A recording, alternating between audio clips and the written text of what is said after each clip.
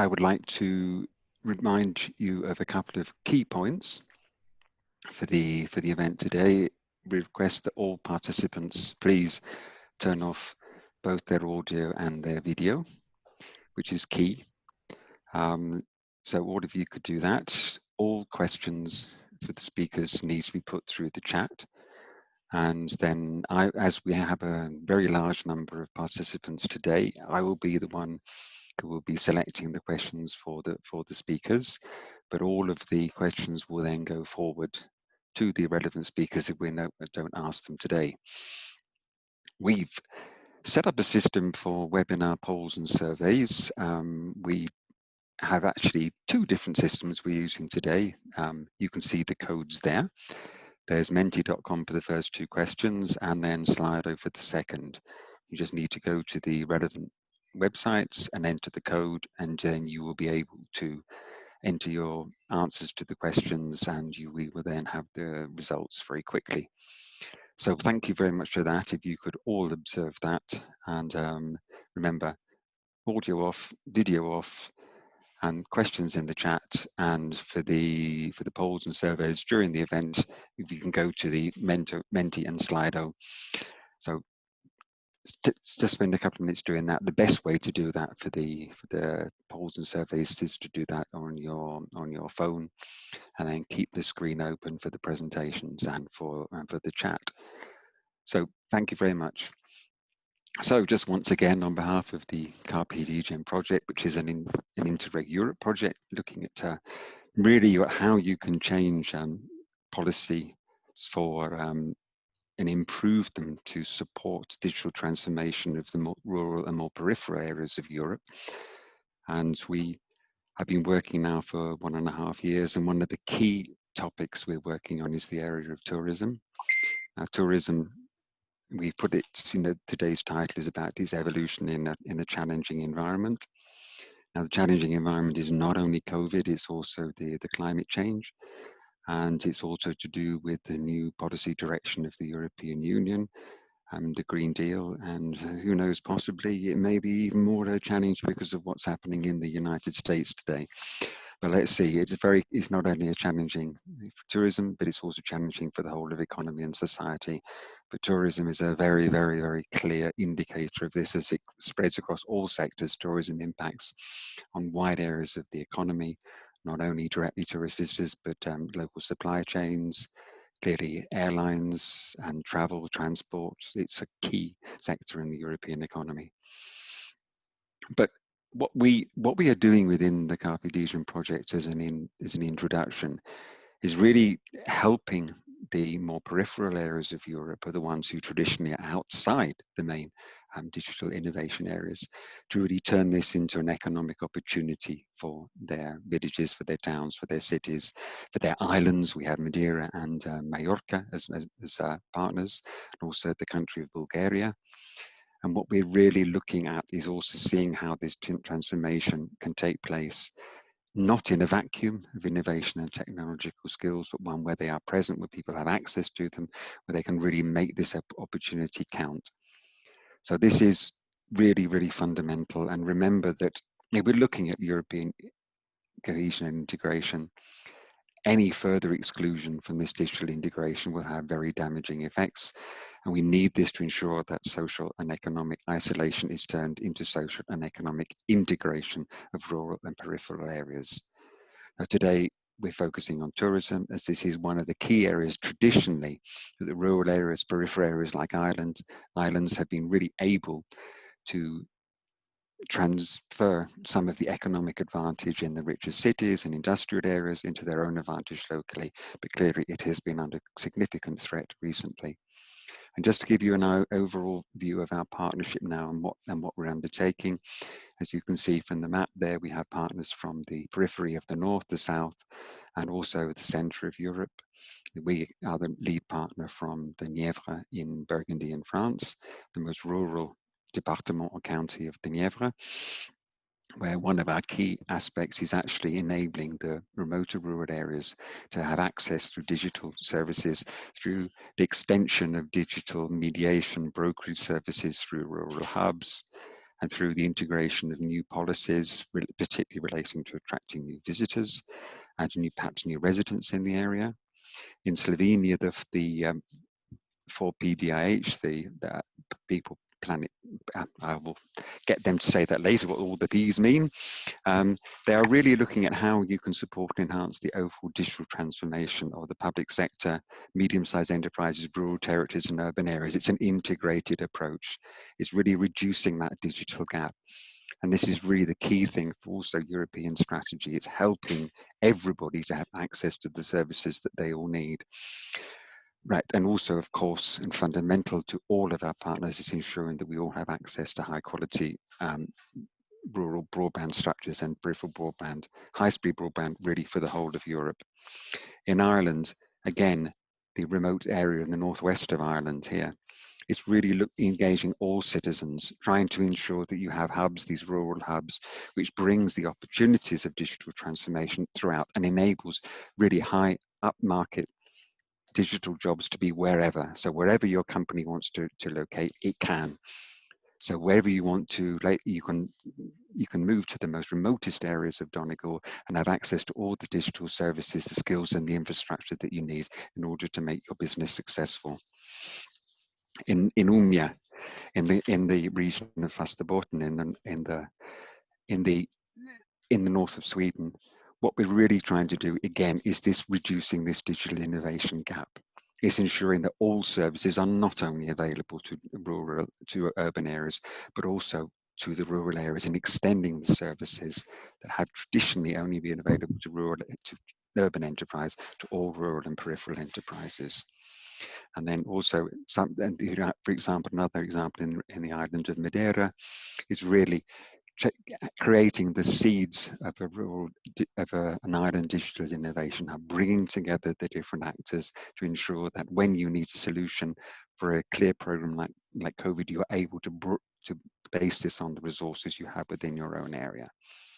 So there are examples there as well. We have France, Ireland, Slovenia, Bulgaria, which is developing its own innovation hub, Spain from the Mallorca Chamber of Commerce, who are now working very, very closely, and they'll describe this later, on a tourism digital innovation hub.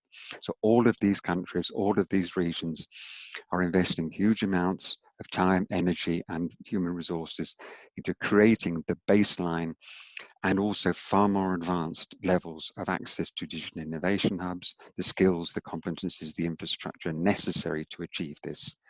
So that's enough from the lead partner of the project. Give you an idea, and now we hand over to our co-presenter from Mallorca, Dolores Ordóñez, and over to you. So thank you very much, Clive. Thank you very much for inviting me, and especially for giving us the opportunity to present and to organize this webinar. So we are here, and as Clive has said, tourism is important, and we have decided to work on the tourism sector because it has a direct economic impact in all the European regions. It has also a worldwide economic impact, and for Europe, it was around 51% of the international arrival share. So it has a great impact in our GDP, meaning around 12%. But it has also impact in our cultural preservation, in our environment, our economic and sustainable development. But what happened in March? So the pandemic COVID arrived, next please. And the impact, the tourism was one of the most heated economic sectors in Europe, and it is still. And what we are discussing about the economic recovery, we are now seeing that it will take not only 1 year, in the next season it will be everything recovered, but it will take around 3-4 years to completely recover. So all the expectations we had last year with the huge amount of the new records of tourists arriving to Europe have now go down. With losses that are around 80%. So what is the forecasting is that the domestic tourism will increase. But when we are discussing about this tourism recovery, and we base this tourism recovery in digital, we have to say that the tourist is digital before COVID. And this is something that the Digital Innovation Hubs and the digital ecosystem has a key role to support companies, to support the destinations, to be transformed, to be able to support and accelerate the tourism recovery. Finally, what we are going to say is that the tourism recovery is based in the three main lines that also the European Commission is promoting: sustainability, digital, and resilient. And here in resilient, we include also safety. So we need safety and secure destinations. And this is something that you are going to hear today. So as you have seen in the agenda, the different sessions are split during these key topics. And we will have keynote speakers that will let us know which are the possible solutions to tackle the situation that tourism is facing today. So I hope you enjoy this webinar, and please make questions, participate, and be interactive, because we will have the opportunity to come with big experts and professionals. So thank you.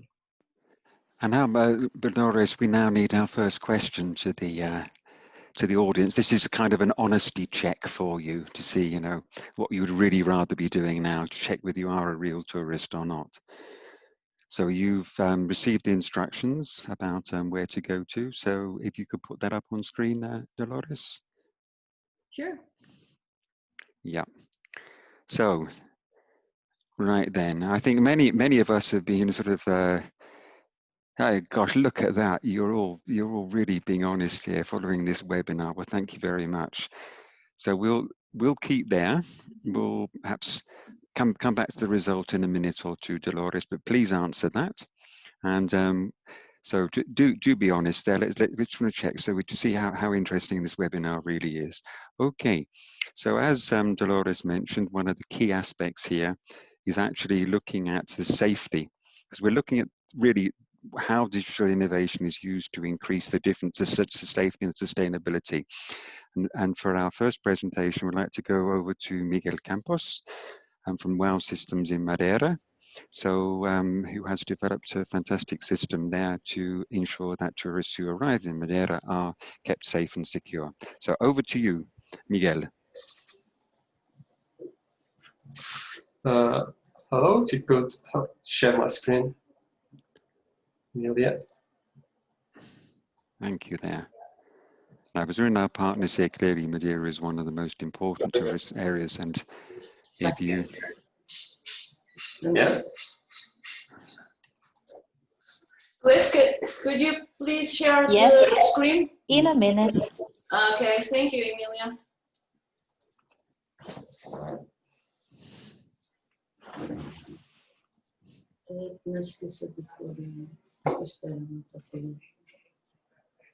Yeah.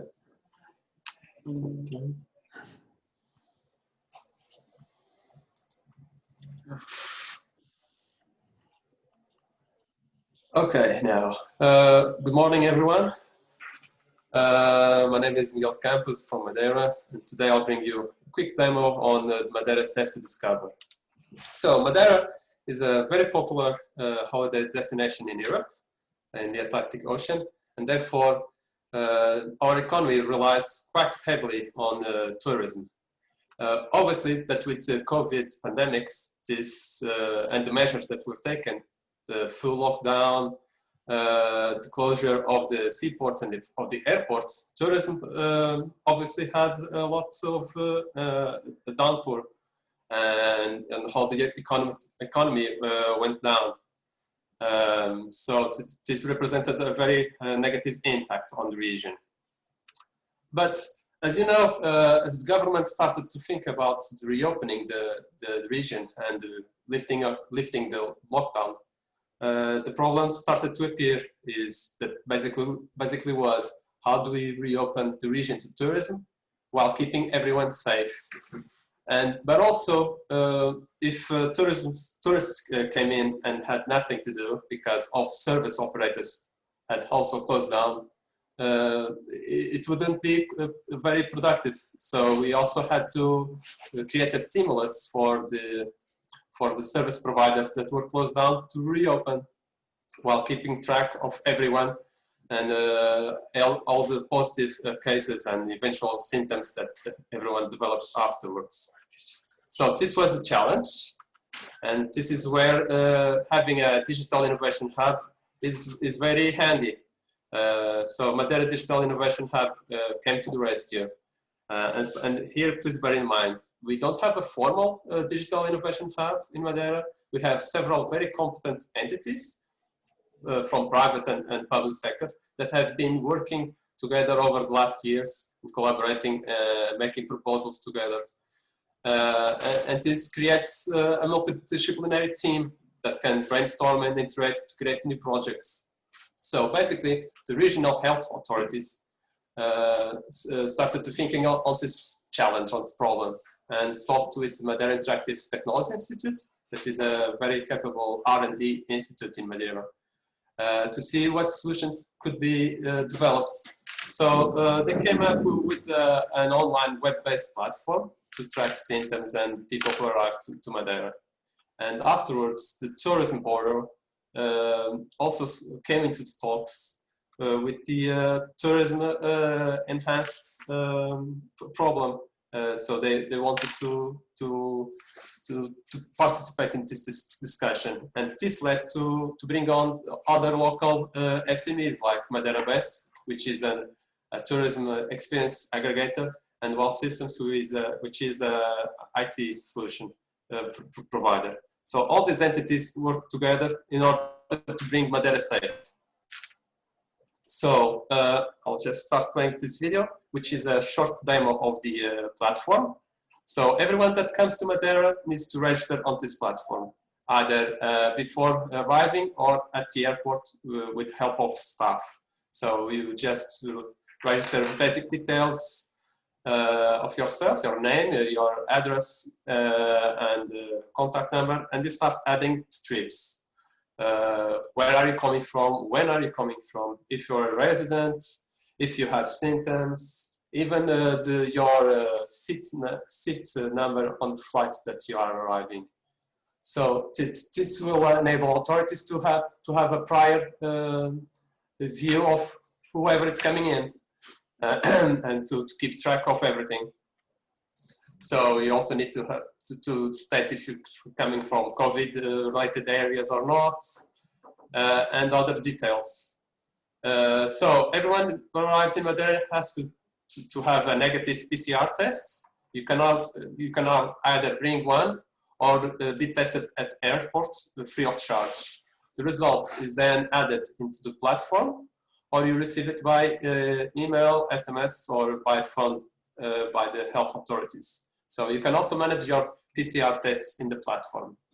Now, the app is also used to keep track of symptoms, because one can test negative, arrive negative, and in a few days develops COVID-19 symptoms. So users are encouraged to report every day how they are feeling. If they have cough, fever, and other symptoms, they receive an SMS notification or an email and are invited to share them.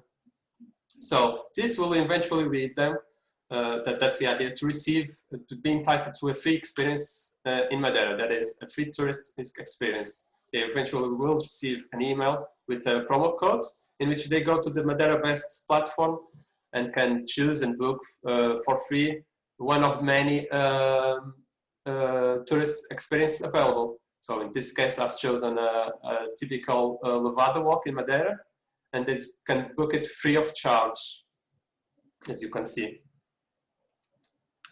So the outcome of this till the date, so the platform's first version became available early June, late July actually, and to the date we have more than 80,000 people registered. And many tourism service providers have reopened their activity.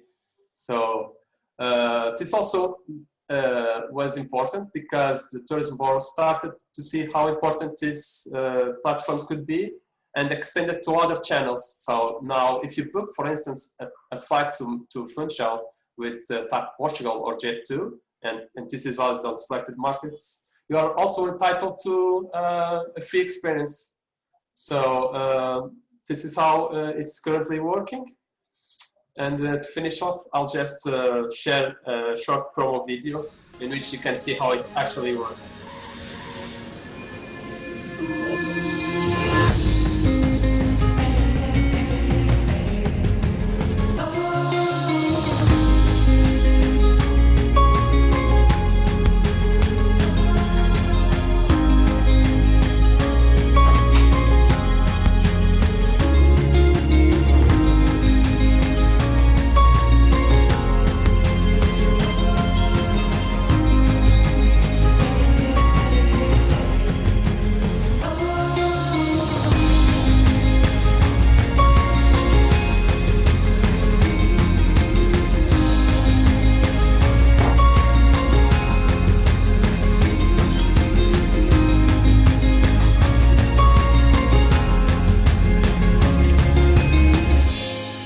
So welcome to Madeira, and thank you everyone.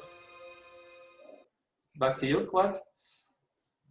Great, thanks very much, Miguel. I think that's one of the key moments that we really need in this this webinar today, is really to see how people are making sure that when you arrive there, not only, for example, testing that you're safe, but then when you arrive, ensure that actually they track tourists and make sure that if they do come down with symptoms, that there is an instant response and you're really followed. And I think it's also a question of feeling that you're being taken care of, that when you arrive, it's not just the digital side, it's also the human side. You're being taken care of when you arrive.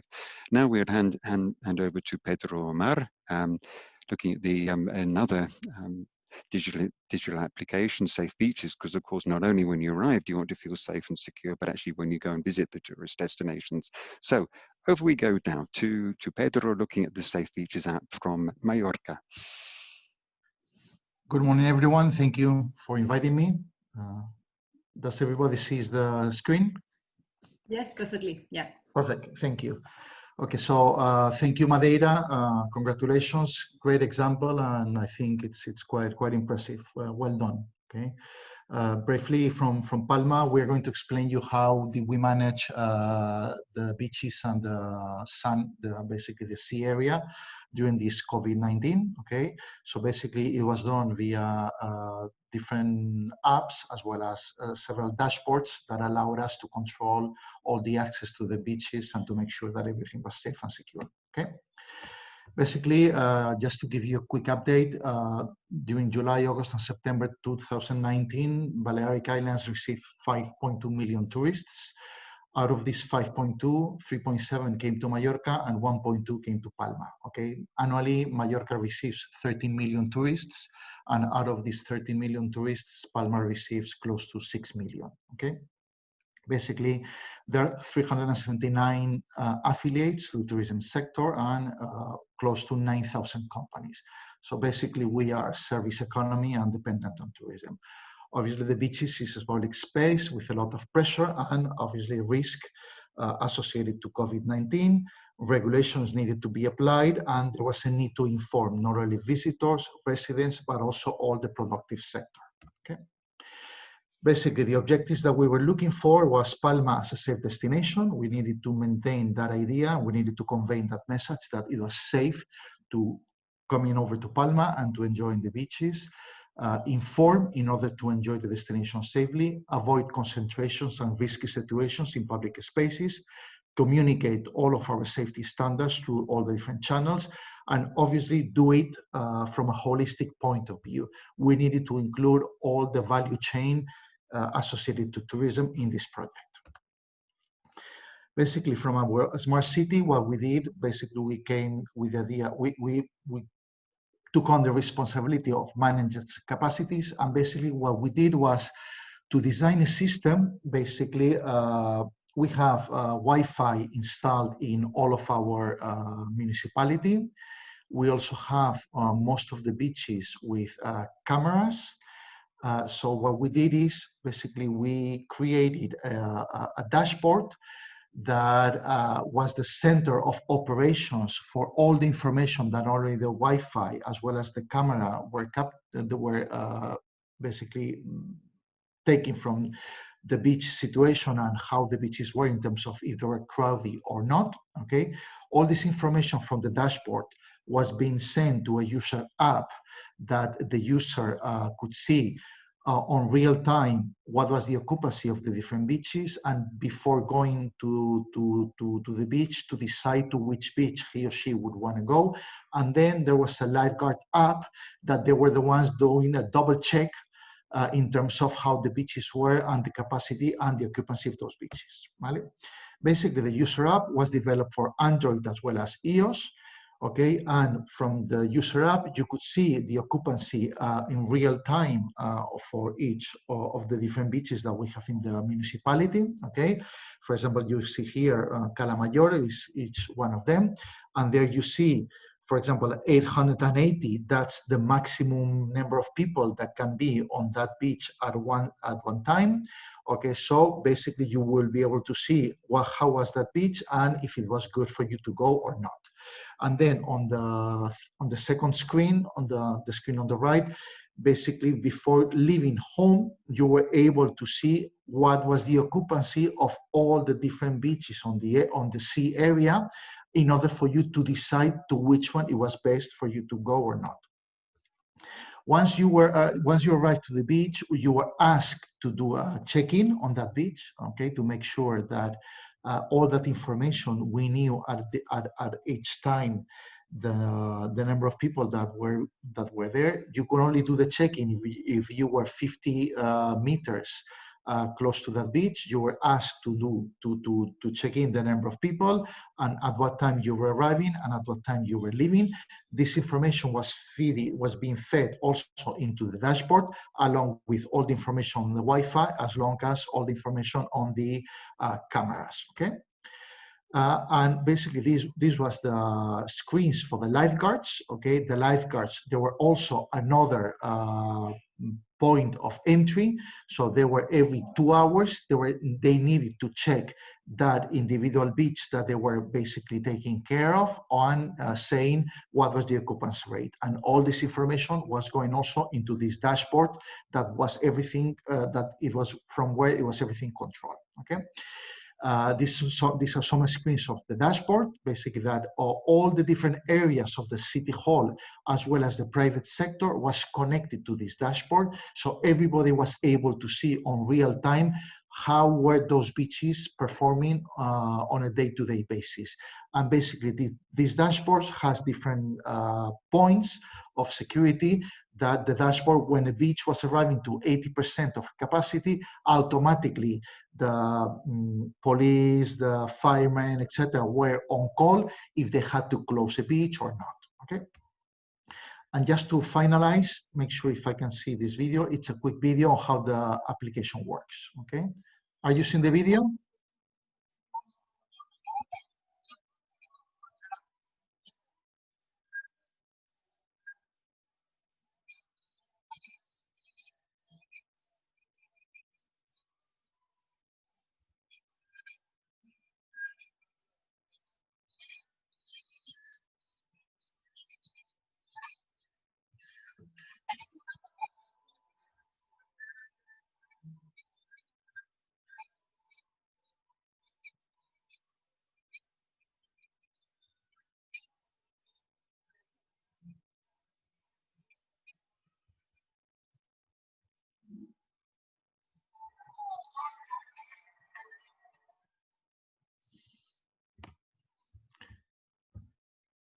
Thank you very much.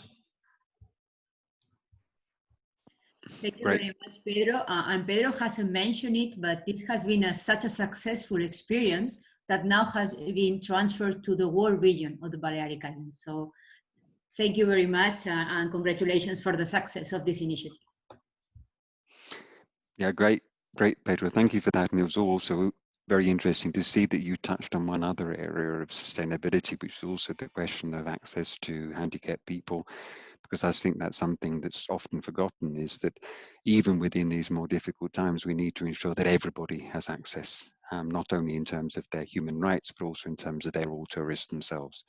So that's great. Thank you very much, Pedro. And if you have any questions specifically relating to these, please do put that in there. Okay. And it there's a question here which I think we can answer very quickly. One, both of you, how high was the percentage of guests using the system? Actually, do you know how many people who were on the beach were actually using this particular app? Yes, hold on. Let me check a WhatsApp I have here with all the data. Fundación. Yes.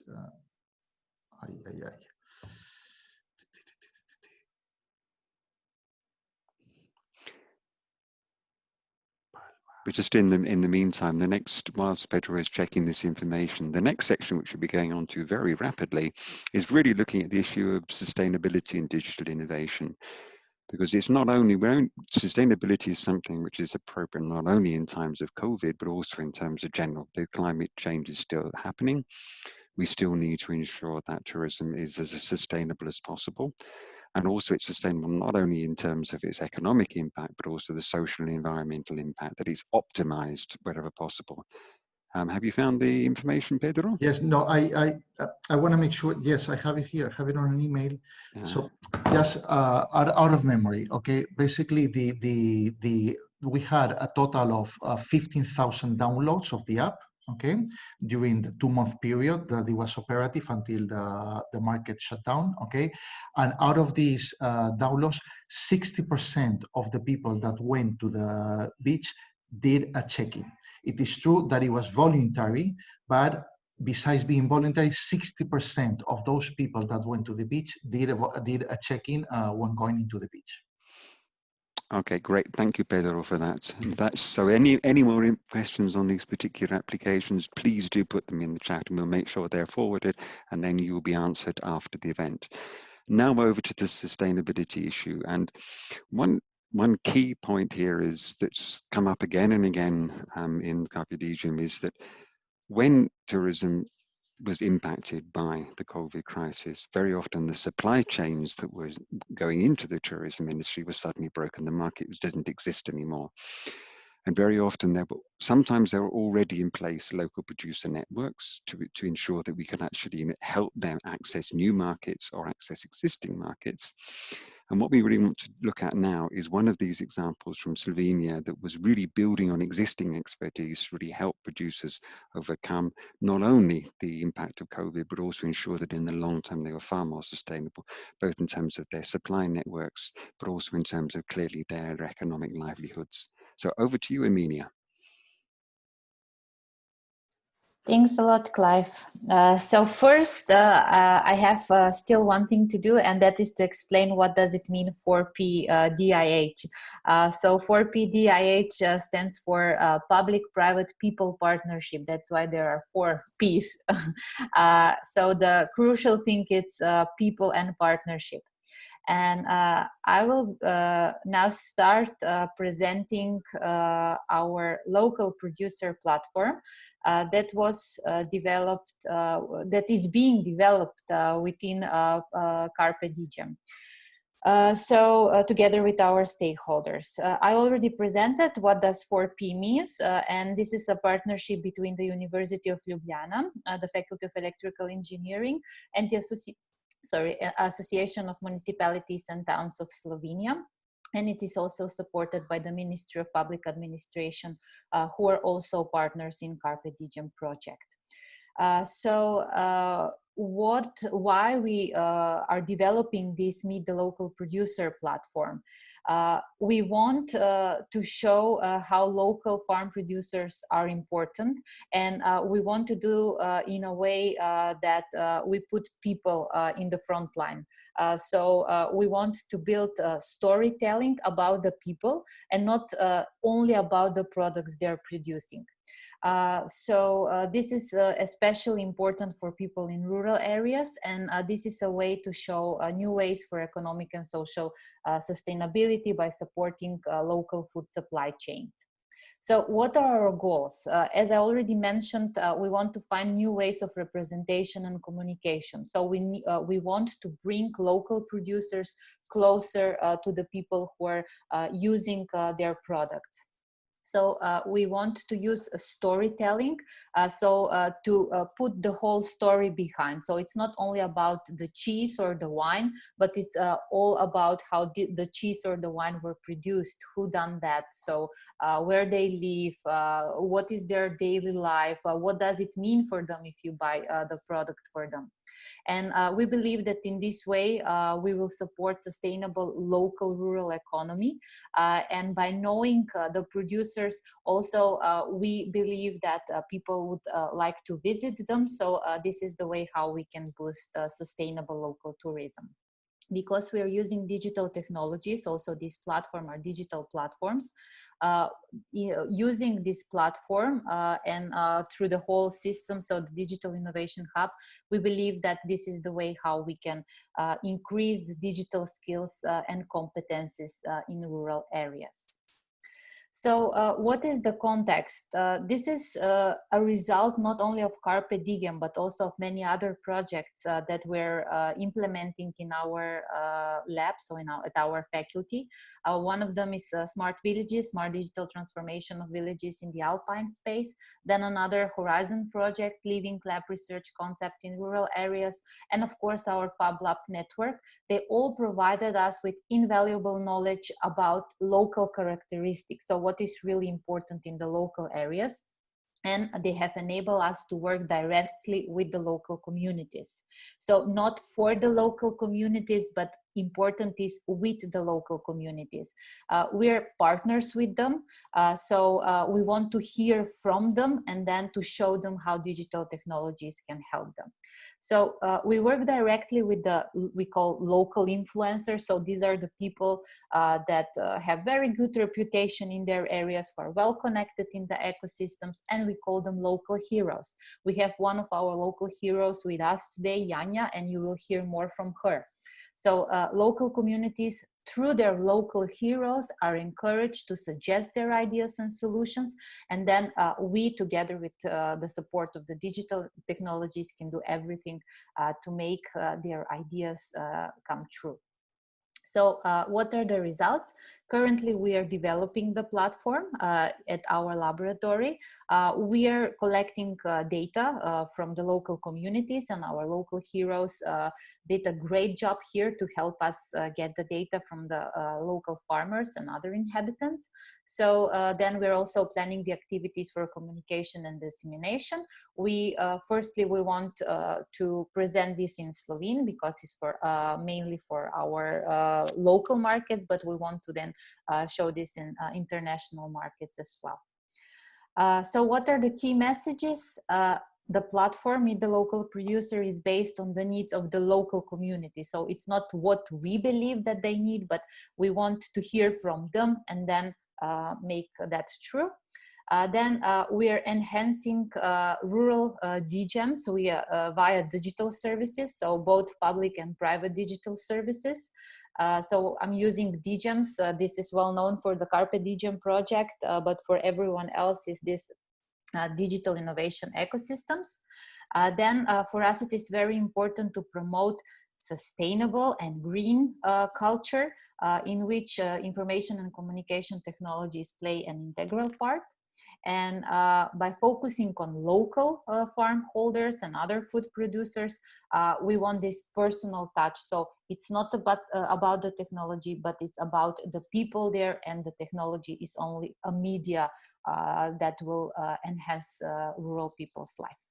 So that was all from Slovenia, and we're very happy to share more information to anyone who is interested in it. Thank you, Clive.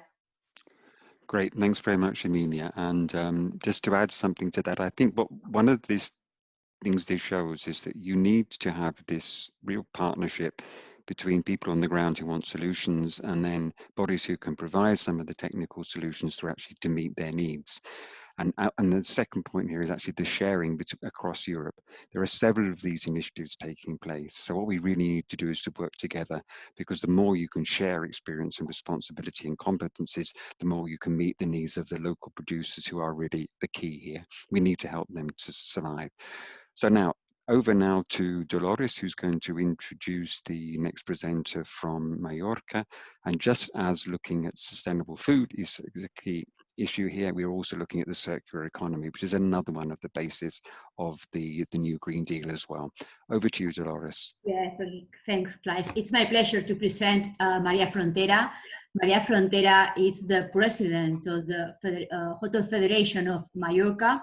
And I think her presentation is going to be very aligned with what Emilia has said in terms of generating this ecosystem synergy and collaboration between different stakeholders at the level of the island, which is also aligned with the things that we are doing at the level of the digital innovation hubs, in which tourism and the agri-food sector should go together to promote the competitiveness of the island. So Maria, the floor is yours. Thank you.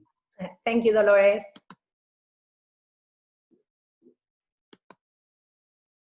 Can I share my screen then? Do you see that? Yes, of course. You will do that in just a few seconds. Okay, perfect. Well, as we wait, thank you very much for the invitation. We really agree on all the presentations that you were talking about. And it's really interesting because we are all want to share between all of us, all the good practices that we have, as you were mentioning, and if we can inspire others across Europe, it will be really nice. So now the presentation is here. Let me just start with it, sorry. Just wanted to move it. So I have to, sorry, just a little second. Well, just Dolores was mentioning that we represent more than 826 hotels in the island. That means more than 200,000 beds. So just to you have an idea of the representation of the federation. As you were all talking about, what is important for us is to strengthen alliances with all of the important interest groups as hoteliers, suppliers, human capital institutions, and other organisms as the ones that we're going to talk today. TIRME is one of them, Impulsa Foundation is another one, and MAC Insular. With all of them, we have started good practices around the hotel circularity. Fundación Impulsa is a platform or strategic knowledge that has made an agreement with UMTO to work and establish patterns and methodology around the hotel circularity from a perspective that has never been worked on before. So this information and this new methodology is going to come in a short time public, and we are all participating because we're going to be all benefit from that methodology, so we can be implemented in all of the hotels in the island. And secondly, we're going to talk about the good practices that we are having with a firm called MAC Insular, which is the one in charge of transforming and working on managing the waste of the constructions, the work that we do on the hotel reforms. On the last years, in Mallorca, for the last 6 years, we have been renovating most of our hotel plans, 60%, and that means an investment of more than 2,000 million just in the island of Mallorca. As a result of it, we generated more than 450 tons of construction waste that's been treated and has been given a new use with environmental uses, different uses that you can see here in that list, like creation of rural roads, party walls between road access, etc. So we try to give a second use of all that construction waste. Secondly, we're going to talk about another initiative was driven by a hotel company called Garden. In 2015, they started to think about the ecological products, the bioproducts that they wanted to show in their own buffets. When they started to try to buy those products on the local farmers, because the important here was to try to buy local products that were eco to our local farmers. And what they find out is that they didn't have sufficient eco products because there was a lack of natural compost in the island. So a result of that, they started an initiative to see how they could use or give another use to the organic waste generated at the hotel. They choose one hotel in particular to start with this initiative. According to one of the studies that they have made, the one guest generates 0.67 kilos of organic matter per day. So to give an opportunity to that organic matter and convert it, transform it into natural compost, it was the objective. So for that, of course, they have to strategically look for some stakeholders interested in the same purpose. So they join forces with local farmers, with entities that were specialized on making natural compost, and other organizations, non-profit, that wanted to add to that project. So we were trying. For that, the result was for 91 tons of organic waste produced by one hotel, in one season, they had, as a result of that, after the transformation, 33 tons of natural compost. So the local farmers could be used to grow their own products, and after that, sell them to the hotel, so for their clients' consumption. So as a result of that, it demonstrated that this initiative was a success. Of course, it was important that a legal framework accompany that initiative, because at the beginning we have really big problems because— Just Maria, you have about 30 more seconds. Okay, Just a moment. Okay. Well, after organizing and working with the government of the Balearic Islands, we had a new law that facilitated that work. So now, at this moment, we have 5 other hotel companies working through TIRME, which is the one in charge of the organic waste, to organize it and transform it. And now we are more hotels working on that, because we want to boost the local economy, to try to accelerate that products of Kilometer Zero, bring it to the clients, and in theory, just make that circle that is important for us. Try and work through sustainability, through digitalization, through a lot of training for the all one involved on that, for a better purpose, and that's going towards a more responsible and sustainable tourism in the islands. Thank you very much.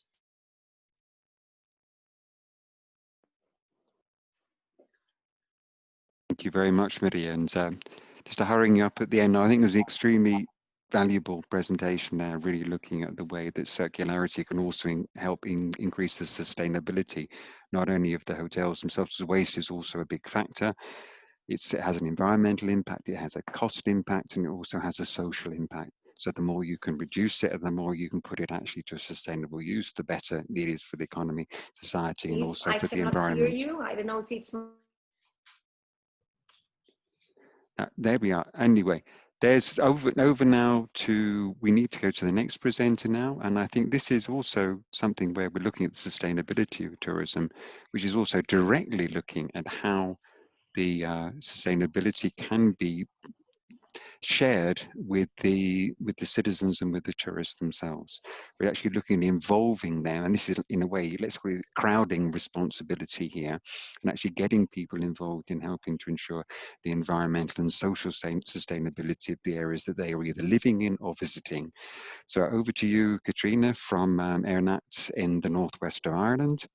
There's great 2 wonderful initiatives there that you are currently involved in. Thank you.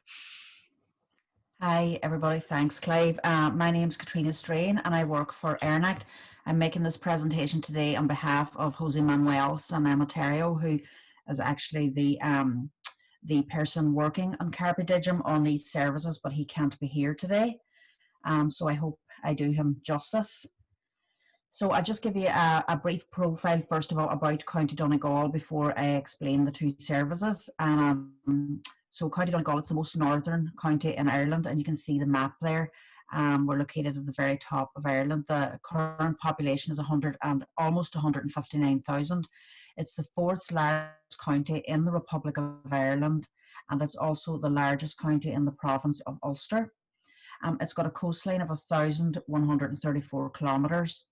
And this is part of the Wild Atlantic Way Tourism Initiative. Donegal also has a border with Northern Ireland of 140 kilometres and a 9-kilometre border with the Republic of Ireland, and 6,400 kilometres of road network. So the 2 services that are being produced as part of Carpe Diem in County Donegal are: the first one is a coastal management service. The objectives of this service are to engage public participation as citizen scientists in the field of marine coastal erosion mapping using crowdsourcing imagery. And it's also to help control and manage coastal erosion to help with coastline development. The captured images that will be taken by the public will be used to monitor coastal zone fluctuations and changes over time and form a valuable baseline resource for climate adaptation and mitigation measures in the future. The service is being tested in County Donegal. The primary stakeholders for this service are the general public, coastal residents, and visitors or tourists who are accessing these beach areas. Then also coastal managers and ambassadors are secondary stakeholder groups. So you can see examples here on the right hand side of the screen of the different images, and these can be taken over a period of time, so it can show the beach and how it's evolving over a number of years. And then the second tool is a cultural heritage tool. It's a crowdsourced tool, so it's using geographic information systems, and the objectives of this service are to crowdsource and preserve knowledge, culture and heritage information and knowledge that is only known locally. And by doing this, by working with the local communities in County Donegal through the employment of a geographical information systems, and then also with the aim to engage and empower the local communities to build up and digitize their own cultural heritage assets locally, and also to take ownership for these assets. And that's the two services that are being developed in County Donegal. Great, thank you very much, Katrina. And I think it's just looking at those initiatives there and looking, I mean, the second one, looking really, it's helping preserve the cultural heritage, but one fundamental thing there is it's the local citizens themselves who are involved in preserving traditional place names. For example, it could be fields, sometimes it could be things like trees, but it's really getting them involved in the management, the cultural management of their landscape, just as, for example, with using the coastal erosion application there, it's actually getting people involved in helping the county council and other stakeholders have far more information on actually the state of the erosion on the coastline. And this, of course, could be used in many different situations. So now we go on to the next presenter, okay, who we're looking at Sophie Lacour from Nièvre Attractif, from the county of the Nièvre in Burgundy in France. And if you can, Sophie, if you can now get your presentation ready. So you can check, that's right. Now, this is also one of the biggest impacts, certainly that's happened in France with the COVID, but also increasingly looking at the sustainability issues of overcrowding in the cities. There's actually people beginning to move back to some rural areas, but also it can be second home. It can be people who are what we call nomad workers, and people who are looking to resettle in communities. And of course, key here is the question of digital connectivity and access to digital services. Actually being able then to work from home. It can be work from rural hubs, as there are a fantastic network in the Nièvre for that. And there's also now a major initiative in the Nièvre and really looking to attract new people and to help them settle in the area. So over to you, Sophie.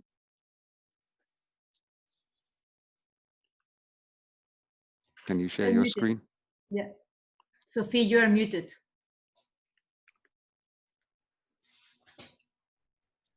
Sophie. Now? You see me? Yes. Yeah. I think that it was you that you share my presentation, so I don't know how to do. No, we check. That's no problem at all. We'll get that up. If you can just introduce yourself, and we'll get your presentation up there. So. Yes, I'm Sophie Lacour, and I'm working for Nièvre Attractif, the development agency in charge of the attractiveness of the department, the Nièvre. It's a countryside department in France, in the middle of France. So, how can that's fine. I will do that in a second, Sophie. If you just talk over that, I'll get that ready for you.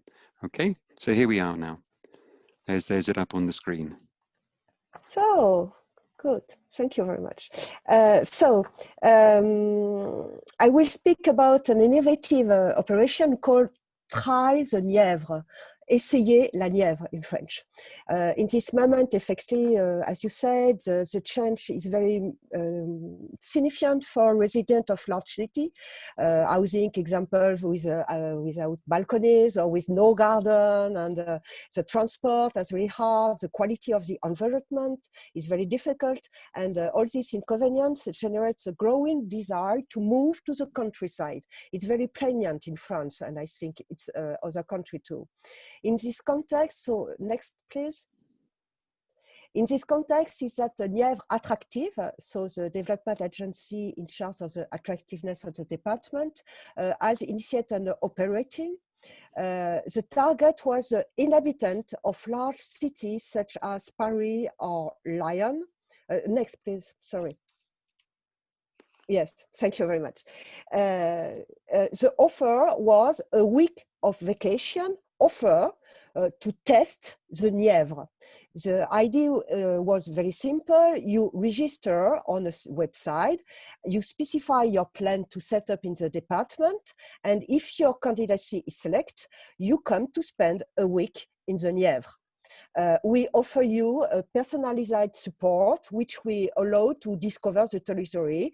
You meet the infrastructure, the potentialities, the inhabitants, the mayor of a lot of little town, the economics actors, and event. We allow you to meet the estate agency to model your project of intelligence. So during this week, you will stay in the countryside in a cottage we call gîte. Next, please. The very important point is that it's a collective action that we make with all the EPIC. The EPIC, it's a French administrative structure grouping together several municipalities, little municipality in countryside, and we work together. We spend 50,000 euros for the technical part. We communicate on 4 support, site specializing in helping citizens to leave Paris. In France, we have such site. We add an ad page in a Mayor National magazine, only one. We create a seat to the operation, and we have the very fortunate to be distinguished by a mainstream television show in June, a show in prime time with 2.5 million viewers. So it was amazing. After this campaign, next please. After this campaign, we receive 563 candidacy. So we choose 46 families. During this day, the families have individual and collective meeting with private and public economic actors and with development agents of our agency. And we support them in the settlement project to let them know the territory and what they can do. And they even have a party with a farmer market at the end. Next, please. So 77% of families were very satisfied with their stay, the welcome they receive. At this point, success is such that 18 families have already initiated the process of settling in the region. 13 projects are very advanced. 4 are actively looking for a property. 4 families apply for a job. And the second assignment that we can make for this operation is the media coverage generated by the operation. It was really amazing for us. It was calculated that there was an equivalent of 6,000 euros of advertising and a forecast of 1 million euros at the end of the years. I remember you that we invest only 50,000 euros of this operation. So it was really great. Many journalists called us and want to make a paper of the operation, and they was very surprised of the disruptive and the innovative side of this approach, and they recognize the total relevance of this operation in this art context. Next, please. So now we want to create a digital platform of Nièvre Attractive to centralize the market in a single tools and with each territory with a partner of this platform. Thank you. Thank you very much there, Sophie. And I think it's extremely important now to recognize that tourism is not just about short-term visits. And I think this is also looking at it's helping people have longer term visits and sometimes permanent stays. And this is one other impact, not only of COVID, but also looking at sustainability, is trying to help ensure that in many of rural areas, which have been suffering a decline in population, it's getting families back, it's getting businesses back. And new families also mean that schools are kept open, local supply chains are kept working, local, for example, even looking at how you can have care in the community so that even senior citizens can move and stay in their homes. It's really about building up the services and networks and the structures to help people move back or carry on living within rural areas. So just to finish this little section, I'd like to hand over to Cecilia now from Echo Camps in the north of Sweden. And we're also here looking at one other aspect of that's happened with COVID, and you'll certainly touch on, is the way that several countries are now looking at how you can actually offer people who normally would have traveled overseas to actually look at their own local areas for as a tourist destination. Over to you, Cecilia. Thank you. Thank you very much, Clive, and thank you for this opportunity to speak to you all. My name is, as mentioned, Cecilia Berglund. I have a background in strategic development within the meeting industry, but I am today one of the benefactors of tourism that I am running my own company within nature tourism. But I would like to start with a small background to Sweden, and it has for a long time had international tourists enjoying the core of what Sweden can offer when it comes to food, nature, and culture. Of course, Sweden has had a devastating time within the tourism industry, as we all know, and specifically for the cities. But I would like to focus a little bit on the opportunities that it actually has created. It is an opportunity, though, as some of you have said before, for some of the rural areas, whereas the domesticism actually has increased with nature-based experiences. Cabin areas, second homeowners, as some of you mentioned, because they are perceived as safe harborage. And the future has to be and is sustainable, and the travel industry is changed for an unforeseeable future, if not forever. Some of these changes that would have happened anyway, but the pandemic have absolutely accelerated it. Where some parts of the world has issues related to over-tourism, we believe that the knowledge of this alternative tourism actually can be shared and is shared, therefore can be prevented in other destinations, with an increase in domestic tourism in area where infrastructure is not yet established, because the Swedish mountains have been more visited. We can, with this knowledge, ensure the sustainability in all areas and make sure that they are addressed for the future. And to give you examples of the opportunities that has been booming actually, it is discovering the next door. It has been farmers' restaurants that have been started. There has been design tours in rural areas, workshops that are digital with longer courses and courses. We have had guided nature tours in parks, and of course in the nature reserves that we have quite a lot of. Cafes and bars, but the combination of a weekend city tourism and a vacation experience with a domestic target group can actually build a genuine experience for the guests of tomorrow. With these new tourism opportunities, we are seeing new businesses arise. I am one of them, and they are arising because we are working together in collaborative models, be it by sharing booking technology skills or otherwise to offer experiences to the next generation of travelers, whether it is digital or physical. And for that, I thank you for your attention. Thank you. Great, thanks, Cecilia. And just say it is really an important point about the way that tourism perhaps is shifting. This does not mean, for example, that we're going to get, a 50% reduction in people going to Mallorca, or 100% increase in the north of Sweden. But there is this shift, and there's this shift towards making it clearly more digital, which is a fundamental factor in the issue of access, and in question of information, the question of actually understanding where is safe, where is good, and where is sustainable to go. So this is a fundamental shift, and the issue of cooperation between different European partners is fundamental to this, and this is what we are trying to achieve.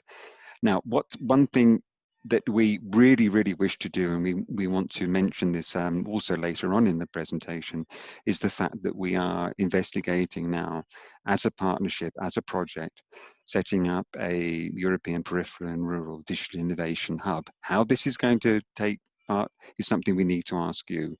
But first of all, one key question, and perhaps Dolores, you can now put up this question, is actually, do people actually know what it is?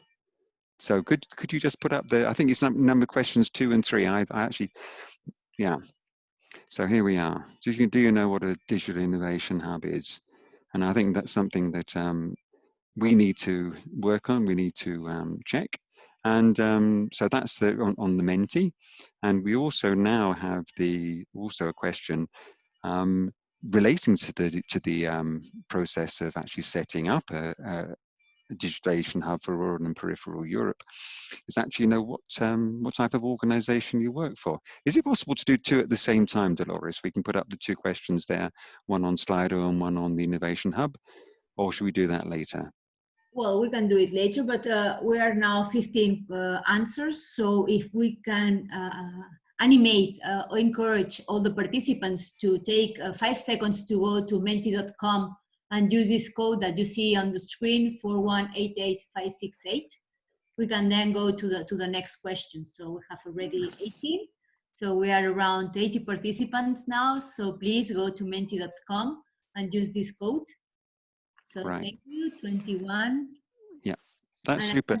I can prepare the other one. And great.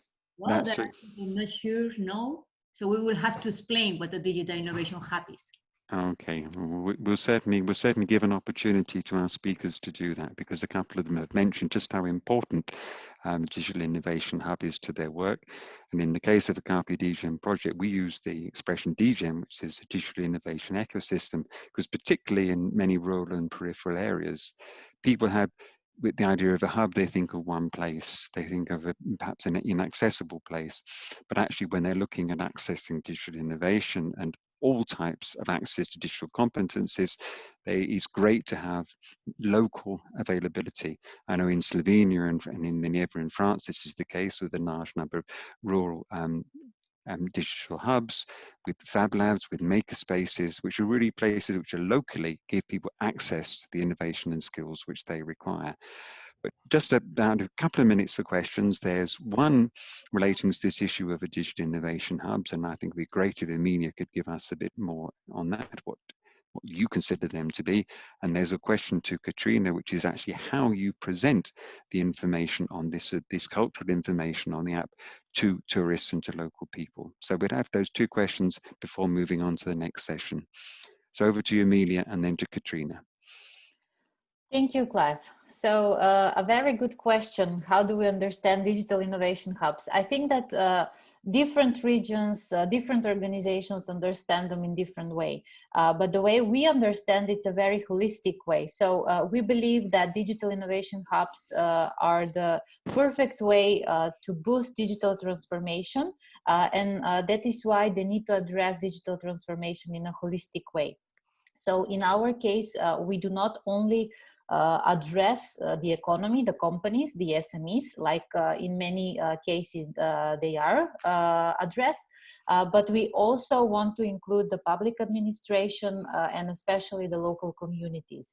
So digital innovation hubs are organizations or partnerships who need support to the companies, to the public administrators, to the local communities, to somehow make the process easier for them to move to the digital transformation agenda or era, if I may say that. So the digital innovation hubs are the organizations that offer support, that give good practices, that raise awareness about what digital transformation is, share best practices and experience, then provide training, but most importantly to network and also maybe to suggest where the funding can come from. I hope this was clear.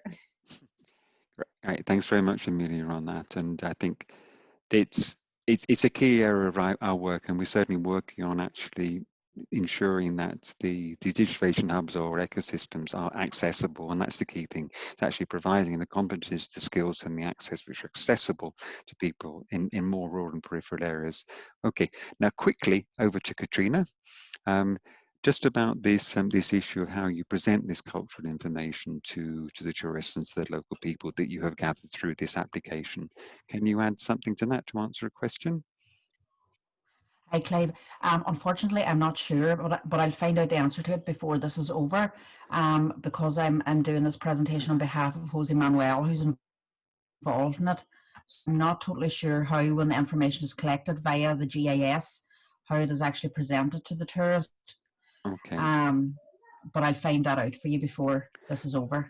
Thank you very much for that. And just to say, I have actually seen one of the maps which has been produced for that. And I think it was, I can't remember if it was using Google Maps or something similar, which was instead of you only having, let's say, the names of towns and villages and tourist sites, you actually had the names put on that were given by the local people to some of the local fields and other structures. So not only you had the traditional ones or the official ones, but also you had a selection of the different names and which were then given by people. And of course, because it's using geolocalization, you are then able to specifically put the name to the particular point of interest on the map. Yeah, that's right. Yeah, and they also you can get the name in Irish and for the different features or townlands or whatever as well. But I'll find out. I'll try and get more information on that. Okay, that's great. Now we're on now to one of the key areas here that we need to look at today, which is the issue of the actually what has happened relating to the policy changes with all these different challenges which are now being both another case of COVID, but also the question of sustainability. And we have a series of very short presentations, just a couple of minutes, just to show the key ways that now that the governments and other bodies throughout Europe are actually responding to these crises by changing policy, changing the way they operate to ensure the longer-term sustainability, economic, social, and environmental of the tourism industry. So if we can hand over now to Representative Rosen from the Ministry of Economy in Bulgaria. Are you there, Rosen? Hello to everyone, I'm here. Do you hear me? Right, now, yes, we do indeed. Now, if you could share your screen now, please. Okay.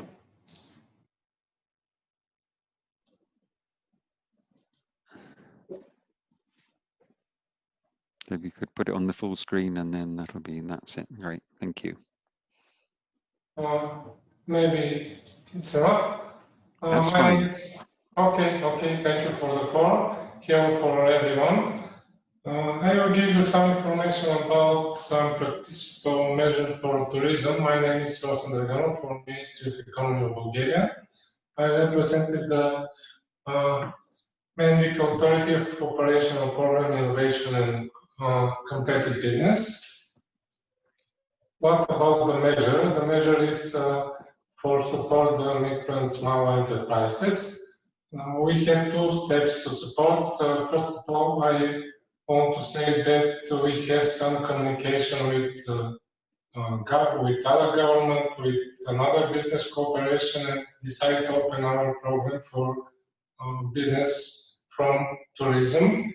And in result of this, with connection in connection with exactly with Carpe Diem, we decided to create some procedure In this procedure, Ministry of Tourism is direct beneficiary, and after that, when the ministry receive the support, they give them to the companies. This is maybe 2 steps procedure.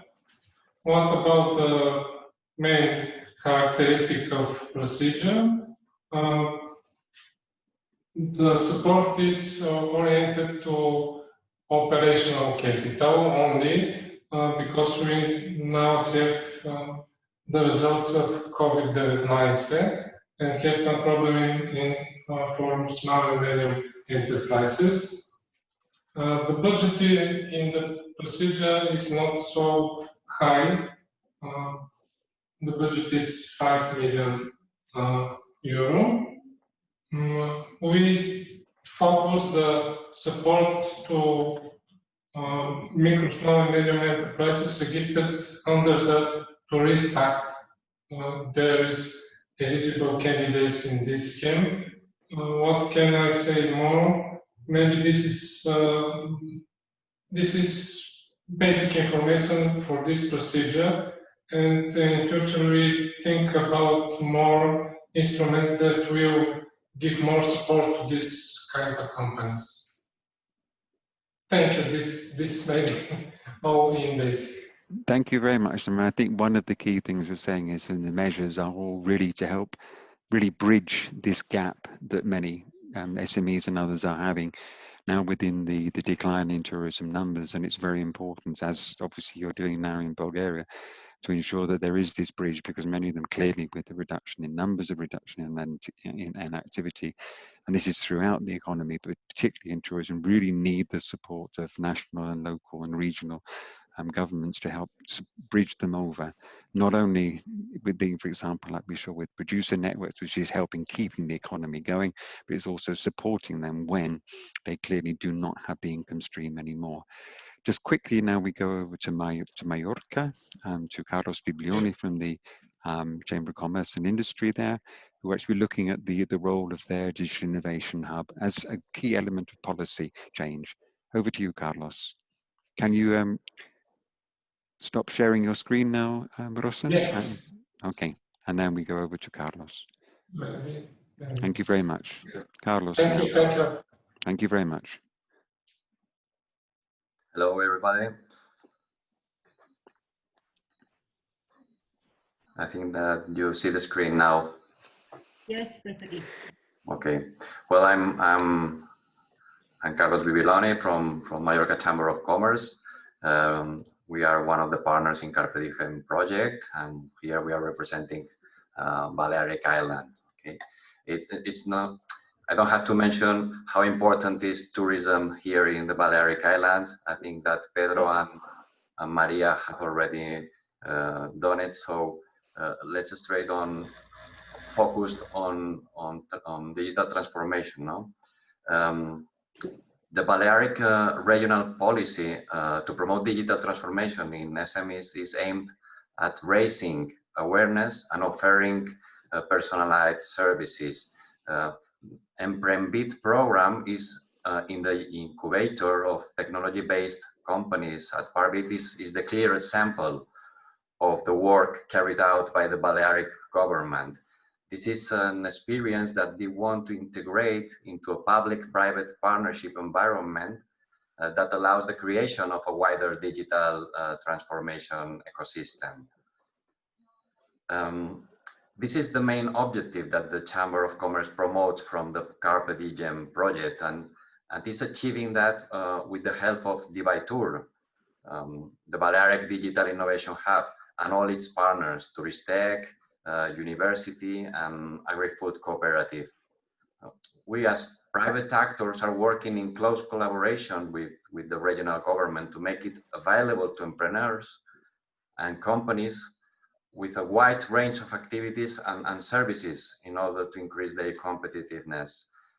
This is a collaboration that we trust will become successful in the forthcoming call for the European Digital Innovation Hubs.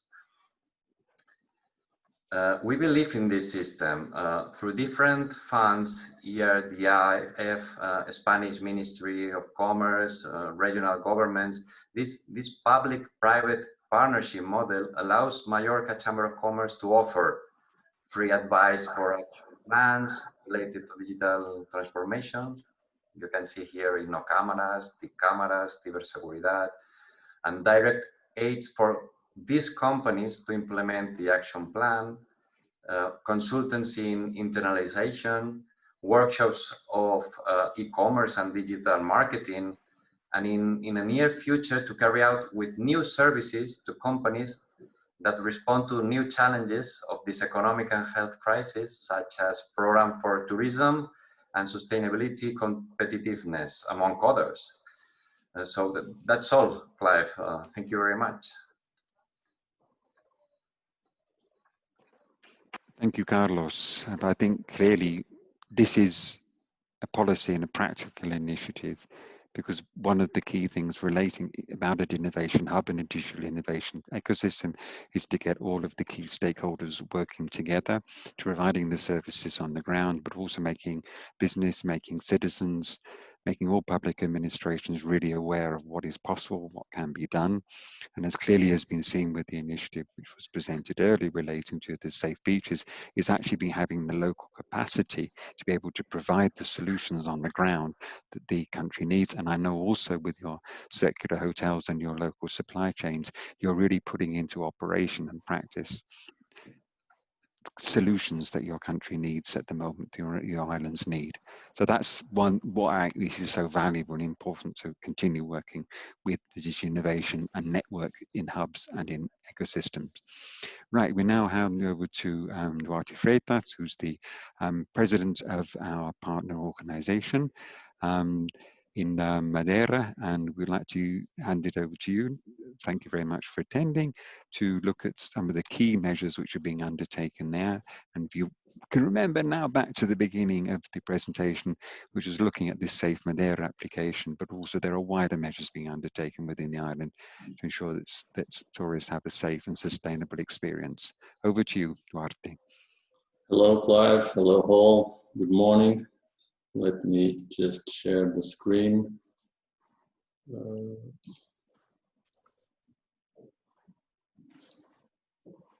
Well, I'm facing some problems on sharing my screen. I don't know if you can allow me.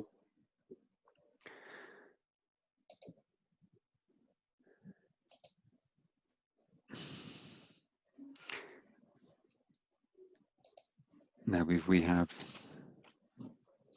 Would you allow me to do that? Because I don't have the permission to share the screen. Okay. Maybe that could be done. If you just check on that immediately, perhaps if we go on to the next presentation from Yanyo, and we can sort out that technical problem in the meantime. Okay. Hello. What we do, we'll hand over to Yanyo now from Slovenia, and we'll look at sorting out this problem for you for the next presentation. So we go over now to a local perspective from Yanyo. Hello, everybody. From Styria side of Slovenia.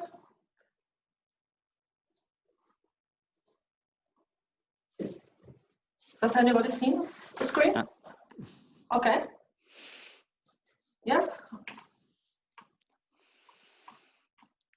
Everything is fine. Okay. So I'm from Styrian Tourist Association. We are a non-profit organization with 65 members. And what is the problem now in COVID time on the countryside of Styria? Winemakers' sales have dropped more than 60% during COVID. And the winemakers need to change the sales channels and focus on online sales. So difficulties which we are seeing here are insufficient technical knowledge, insufficient knowledge to identify opportunities. Farmers don't know, especially something about websites and Facebooks and social media.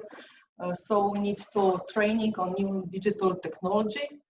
And what we are working on in this time, we are working on promotion and sales promotion for local producer via websites and social networks, Facebook and other solutions.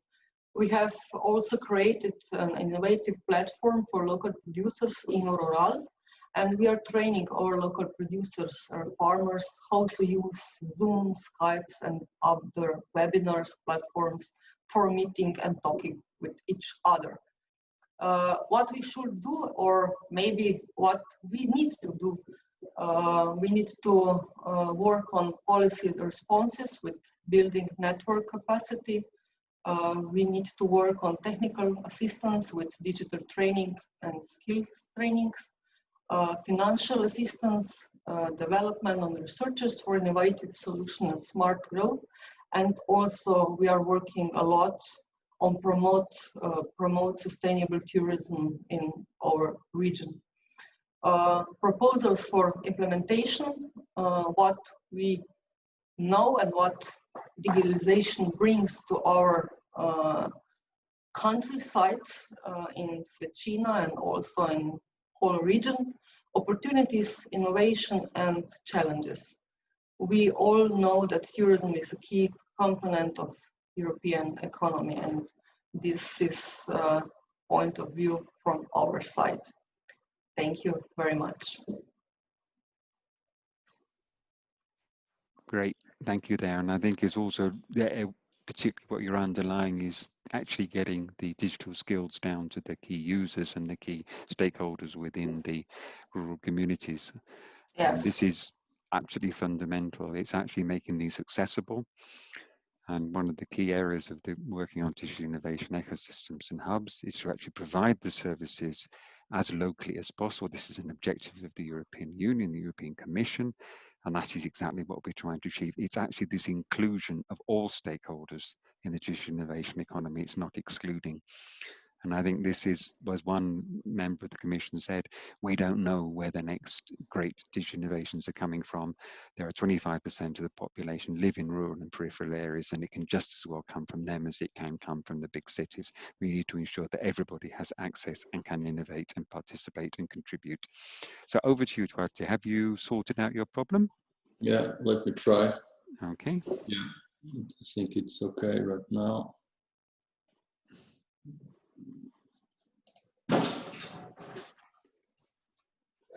It's okay? That's working fine now. Yeah, perfect. Well, good morning, ladies and gentlemen. It is a pleasure to participate in this session concerning the policy measures implemented to address the impact of COVID-19 and share with you a quick general overview about Madeira's approach.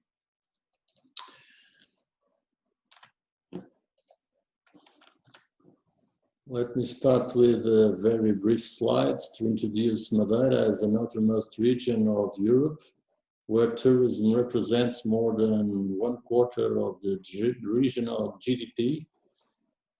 It is easy to understand to the very dramatic impact on our economy due to the lockdown, the closing of the borders, and on the flight companies as well. Well, after the end of the lockdown, the regional government decided to test all visitors at the airport, as it is the only gateway at the moment. Since then, there's a large increase in the health budget provided by a supplementary regional budget approved by the Parliament, about 115 million euros. In terms of enterprises, the regional government implemented measures like the layoff program, which granted up to 100% of the salaries, suspended the coercive payments, created moratoriums on bank loans, and accelerated the payments under incentive schemes. concerning the measures run by the Business Development Institute, we have already provided credit lines, a special incentive scheme for the company's adaptation to COVID restrictions, and a complementary aids to gradual resumption of the economic activity. On the investment side, IDE launched a new call to support projects from micro and small companies, and we hope it will help entrepreneurs on this resilient path we must all follow. Well, final message to all: be safe, be responsible. Madeira is still a clean and safe region, and you are very welcome to Madeira. Great. Thanks. Thank you very much for that. And I think that last message is absolutely key here. And this is what, through the different initiatives that we have seen today, your one is also helping to reassure people that they're safe, and also help reassuring your businesses that there is the support there to help them through this difficult phase.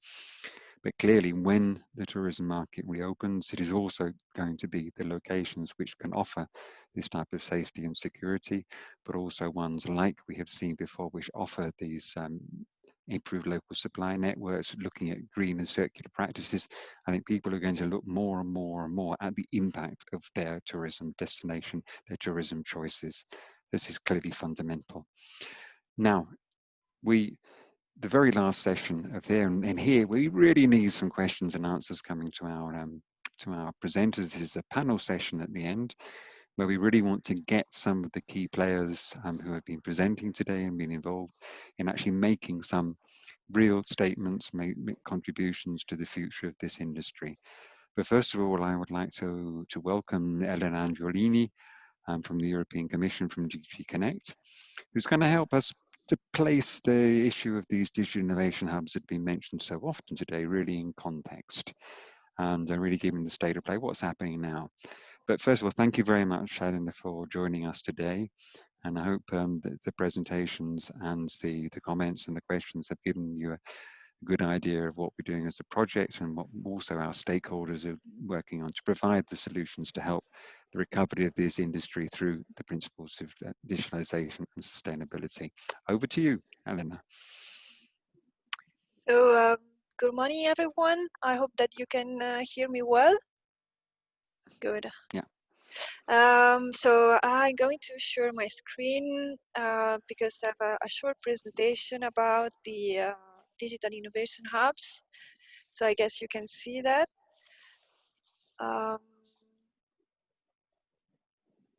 Yeah, so taking from the beginning. So I'm working for the European Commission for DG Connect, and in particular for the unit dedicated to Digital Europe program and the digital innovation hubs, and in particular the European digital innovation hubs.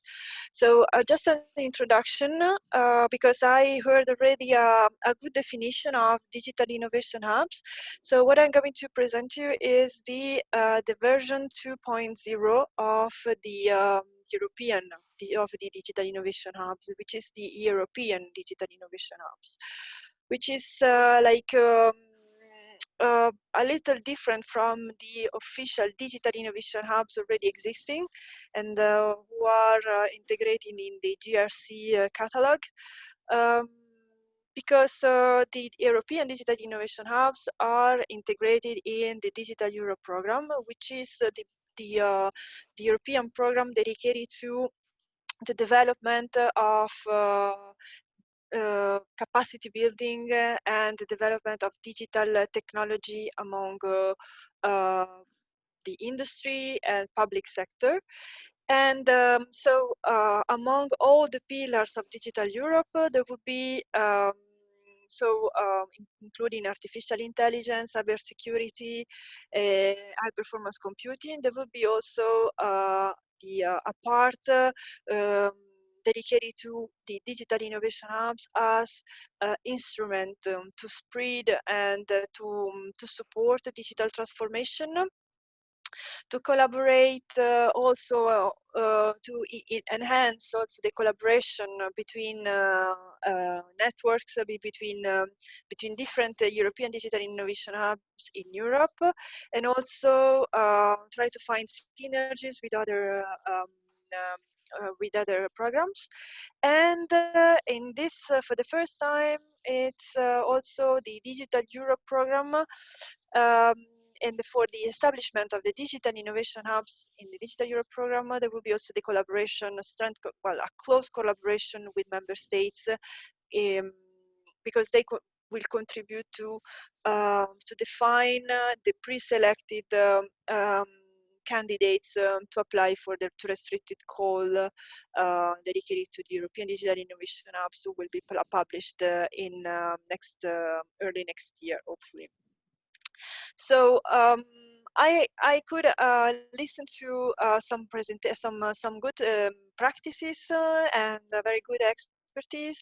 So the digital in especially in this period of of crisis and where the COVID-19 has is hitting not only physically the health sector, but also the economics.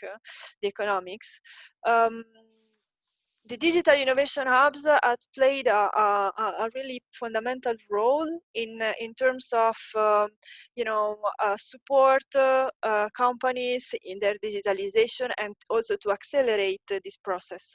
So for example, we saw that companies more digitalized have been more resilient during the lockdown, but also the innovation hubs could help in the short term, but also in the long-term competitiveness. So try to solve the problem in the short term, but also to find like a strategy, support the company in a strategy on the long term.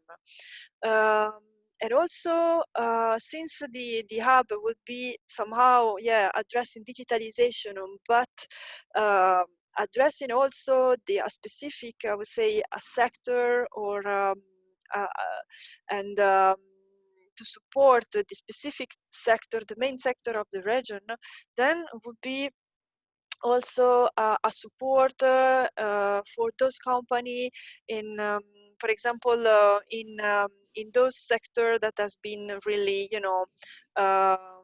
impacted by the COVID-19 crisis. So, for example, and to do so, the Commission also try to provide a sort of standardization in how to manage the crisis, and some like guidelines for member states on how to deal with the crisis.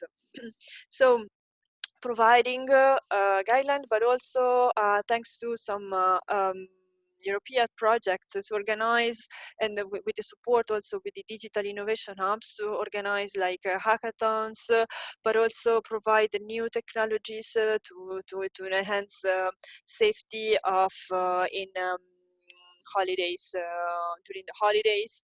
So for example, this is just a short example of what we could do during this summer, thanks to a European project, CAST, dedicated to CAST project dedicated to tourism.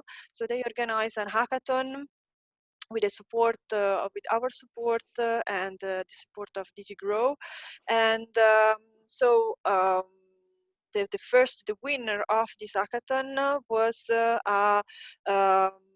a digital innovation hub for Algarve, who developed a safe tourism application that help tourists to receive real-time information on the activities, on the safest tourist activities and business during the COVID-19 pandemic. So. So these are just some examples, and hopefully there will come other suggestions will come. So for the moment, I'll leave the floor, I guess, to Dolores or to manage the panel. We'll, if now Dolores and Yanya can join us on the panel, we have some questions. But first of all, Dolores, can you put up the third question, which is actually we need to find out where people are coming from today, and it's some of the participants. So if you just pop up that question, that'd be really good. So I can give you a general overview. So this is the type of organizations that are here present. So I think we have different entities that are covering the whole tourism value chain, but also different regional entities, university, research institute, also consulting, hotels, and so on. So I think it's very interesting because we have a great mix of entities that are interested in this theme, and I think it's also very important because it's very related with our webinar and with the digital ecosystems, the digital innovation hubs, which we are promoting in each of our regions. And then we started with the other question, that what is the key to the recovery of the sector? And well, we have not many votes, but they are growing now. And I think sustainability and resilient products, and then the diversified economies are the ones preferred. So with a big difference, the sustainability, but there's still more votes are arriving. So I think it's also interesting. I have kept the other one, the Mentimeter, which asking if everybody knows what a digital innovation hub is. And I think this is a very important tool that now the regions are pushing and are working towards it. And I think it's very important that everybody knows how they work, which are the objectives, and how to be involved, because a data innovation hub will only be successful if they are able to mobilize all the ecosystem. So this is very important. Great. No, thanks very much for that, Dolores. And now we'll move over to some questions for the panel, Dolores, Elena, and Yanya. And I want to ask a single question, but actually put in different ways. And I'd like Dolores and Yanya to start, which is looking at the vision for the tourism sector in 2030, looking at this issue of sustainability, digitalization, and actually say what is your vision, and specifically for your own local areas. And then if Elena can finish off with actually looking at to support this sector, you know, what needs to be put in place? What do we need to happen within Europe, both in terms of the innovation hubs, but also the innovation hub networks? So perhaps if you, Dolores and Yanni, can start off with your visions, and then we can actually look at perhaps some of the mechanisms which will need to support them. So over to you, Dolores or Yanya. Either one of you can start. Perhaps Yanya, you've got your from the locals' perspective. Okay, thank you very much. Yes, good question. Where we'll be in the future? I think that we will be sustainable and niche with active, healthy, and safe tourism on the rural area. I think that this is the position for Slovenia and also for Europe. And I think that we will work on also based on digital technologies with innovative supply chains. We work on communications and dissemination, and it will be very important to stress the appropriate of infrastructure for all these digital innovation skills.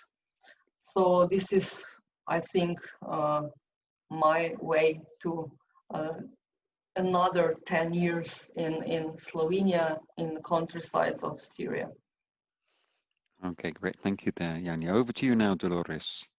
So I really see that the tourism recovery or the future of tourism needs this work in digitization. I think it's very important. So that is not only because of COVID. I think that the tourists are digital. The tourism industry is one of the most fast-growing industry in terms of the request and the technologies that the tourists are requesting to have different tourism experiences, and these different and personalized tourism experience can only be brought by this digitization of the destinations, but at the same time, this situation and also the trends of the tourism activity has demonstrated that sustainability is a key pillar. So if we are going to be able to mix the technologies, the digitization with the sustainability, then we will have a very strong pillars in which other issues as the safety and security and other matters as such important as Janya just mentioned, skills. We need talent. So we cannot expect that tomorrow all our tourism companies, especially because in the tourism sector, the companies, the tourism value chain is very fragmented. And this means that we have a lot of SMEs. And these SMEs cannot change from one day to another to start with this digital transformation and start working directly in artificial intelligence or any other big disruptive technologies. So we need to help them, to bring them in the path to generate this transformation. And this will be a main issue of the digital innovation hubs. So I think we really need to work in our territory, but then we really need to work in network, because it's very important for us to learn what is happening in other countries, how they are managing and facing all these new challenges. And this will be a very important issue for the European Network of Digital Innovation Hub. Great, thank you very much, Dolores, for that. And that's really important points there. And just, Ellen, just for you, there's a specific question here that's right, which is directly related to the one I asked there, which is really, is there any difference in the uses of technologies and systems for digitizing industry in rural and urban areas? Can we use the same technologies for the same purpose? And so if you could also, I mean, look at that question, but also this issue of actually what is needed to support the type of systems which the two previous speakers have put in place. What can be done? What can be done by the Commission, but also what do local actors and stakeholders need to do? Thank you. Over to you, Elena. So thank you for this interesting question and tricky question, as I would say, because well, I think that could be a good challenge to because we have a certain kind of technology and available in the market.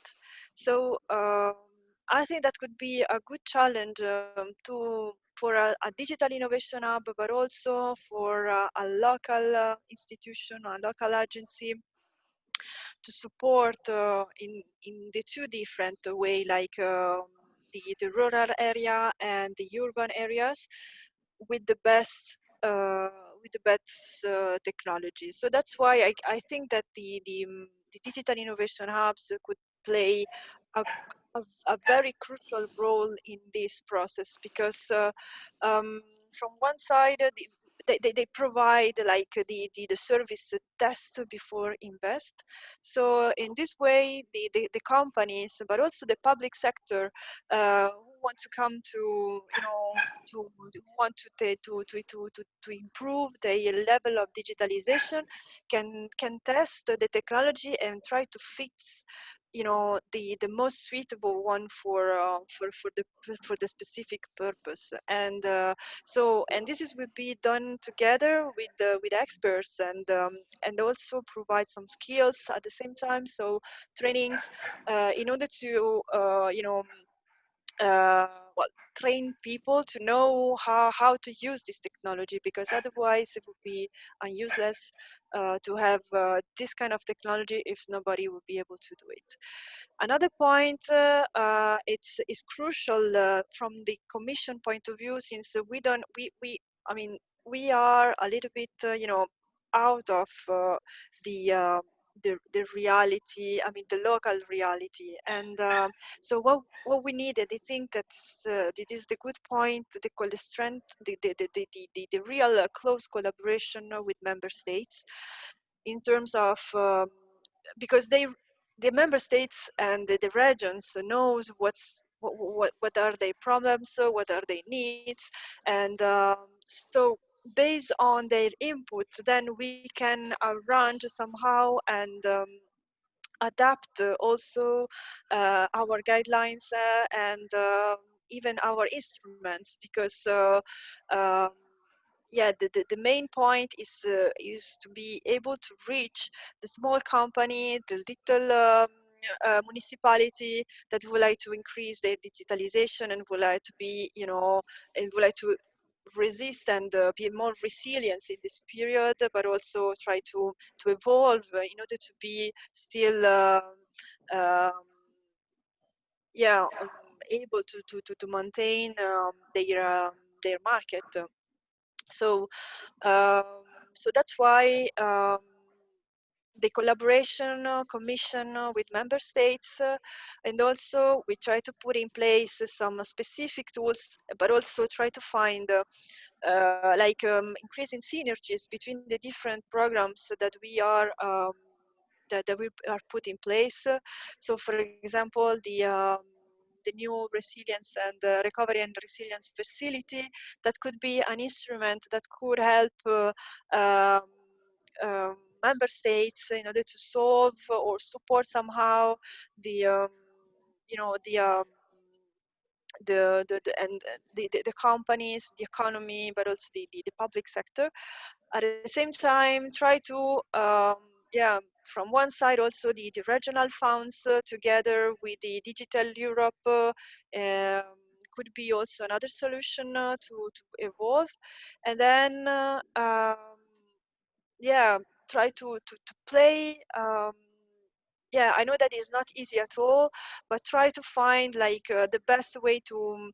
Also from our side, we are trying to find a solution in order to make it easier those synergies between the different programs that we are going to put in place. So we need also to call and to discuss with other colleagues from other DGs, because each DG manage a different program with different targets, but at the same time we try to somehow make it more accessible to to the public. So this is our purpose from our side, and at the same time we try to a really strong collaboration with member states in terms of how to identify their needs and try to find together solutions. No, thank you very much, Elena. And I think a lot of what you were saying there was very much some key words that were coming out about this question of actually not only you as a representative of the Commission, the wider Commission, understanding the needs of particularly the rural and peripheral areas better, for us actually also to work together more, to be able to establish a dialogue with not only with the Commission, but with our regional, national governments, with the European level, with stakeholder organizations. Because I think one of the key things that we found is that if you are a small town of 1,000 people, your voice is very small. Yeah. But if you are part of a network and you have share the same interests as 100 other towns of the same size as you, you suddenly start to have the same weight as a city. And I think that's also okay. The political and economic weight clearly does matter. And if you can demonstrate that who you are representing really does represent a significant number of European stakeholders' economies, then your ability to dialogue is greatly increased, but also your ability to transmit what the real issues are at local level. So I think that's obviously something that's key. And as you were saying about also the tools that are in place, it's looking at what that most appropriate ones are, and we need to do that. They may not necessarily be the same. Dolores pointed out that you can't start approaching some SMEs with sort of artificial intelligence solutions if they are way down the digital path. You've got to have this staged approach. You've got to bring them into the system. You need an accelerated bring them in, because they've got to get up to speed. But on the other hand, they need mechanisms to help them get up to speed. So thank you very much for that. And just to finish off as well, relating to this, really for all of you now, what you consider to be, really the last question that's come on here from Emilia as well, which is looking at what is the biggest challenge to the digitalization of the rural and peripheral areas now within Europe, and how can we overcome the challenge? What is the biggest challenge and how do we overcome it? short answers from all three of you will be great now. Thank you. So Dolores or Anya, to give Eleanor a bit of a rest. Well, So there are a lot of challenges now. I think flexibility. So we are now in a period in which bureaucracy of the public administration should be balanced with the needs that the private sector is needed with specific quick answers. And we really need that all the periods that are needed from the public administration to take decisions and to put programs working and launching initiative should be balanced with the speed that the companies are needed. So I think we really need this kind of agile solutions just to be able to recover, but also to have a better future for all of us. okay, great. Now over to you, Janja, for yeah, I think that we need a common strategy on the EU level, and also in our rural area, we need technical and educational assistance with trainings on the new digital technology in the future, today and in the future. When you say a strategy, do you mean a strategy for the tourism industry? Yes, to tourism industry and for digital skills for our suppliers, for our inhabitants, and for producers. Okay, yeah. European policy. Yes, yes, yes. European policy on tourism would be great. Yes, we need it, but we don't have it.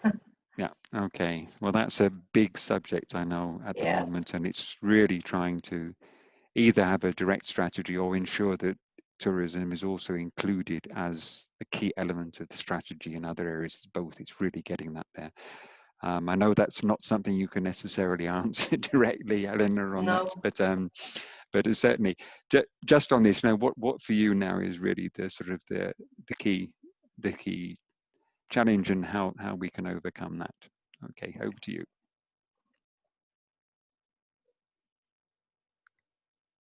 So yeah, I guess from the Commission point of view, the main challenge is to provide programs or tools with an effective impact and a positive impact on on the final users. And first of all, to do since we are managing even public money, so what we would like to do is to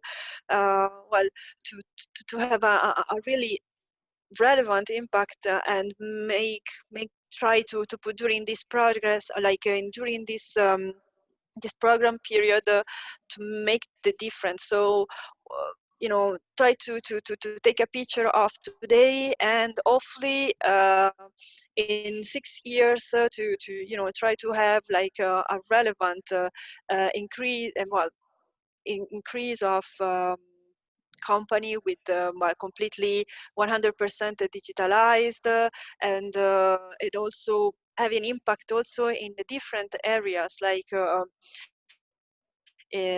including the rural areas. So this is the big challenge for us. Try to reach also the small town in the middle of in the middle of nowhere with some relevant tools for them, to let them have at least the choice. I mean to be able to, if they want, I mean, if they understand the added value to be digitalized. So yeah, this is for us. And also the other challenge would be to try to find a good balance between also that collaboration with the different member states, because of course the problem of a big country is not the same of a smaller country, and each member state have its own specific needs. So try to find dedicated solutions that could be somehow flexible and could be easily adapted to the different situations. So this is a really big challenge, and hopefully we will be able to to reach it. Great, yeah, exactly. It's this question of having the tailor-made solutions, but also understanding the general issues as well, because areas are both unique and common, and they're more common than unique. And I think that's the key thing. It's so what I really want now, this is now the end of the webinar. I know we have one last question, because this proposal we have of actually establishing a network, we're calling it European sort of Rural and Peripheral Digital Innovation Hub Network, or Digital Innovation Network. So I think, Dolores, can you just put up the very last question that we have? And this is really to help get people's interest. It's there. Yeah. It's It's in there. Yeah. Okay, there we are. Superb. So great. It's there. Sorry, it's very small. All right, no, but that's great. Thank you very much. That obviously really does show that there's a significant interest in this, and we will be keeping up to date all of the different participants in this about our work to achieve this, and also clearly what thing that's needed, that we will, as a project which is representing this type of area, do what we can as a network to help provide the Commission with some of the information, the contacts, the networks, the solutions that they need, and play our role together with other initiatives to actually help the Commission achieve its objectives and to help the rural and peripheral areas, particularly in the field of tourism, achieve their objectives of having a sustainable, resilient and digitalized tourism. Okay, so thank you to everyone who's participated. Thank you in particular to all of the speakers today for your excellent contributions. Thank you to Elena from the Commission. And we will be sending all of you the presentations from today and other information as well. So super. Good work, everybody, and we'll be in touch with all of you soon, and onwards and upwards, and let's all hope that one day we will actually be able to visit some of the wonderful places we saw today in a safe and secure manner. Thank you, all of you. Bye. Thank you. Bye. Bye. Thank you. Bye-bye.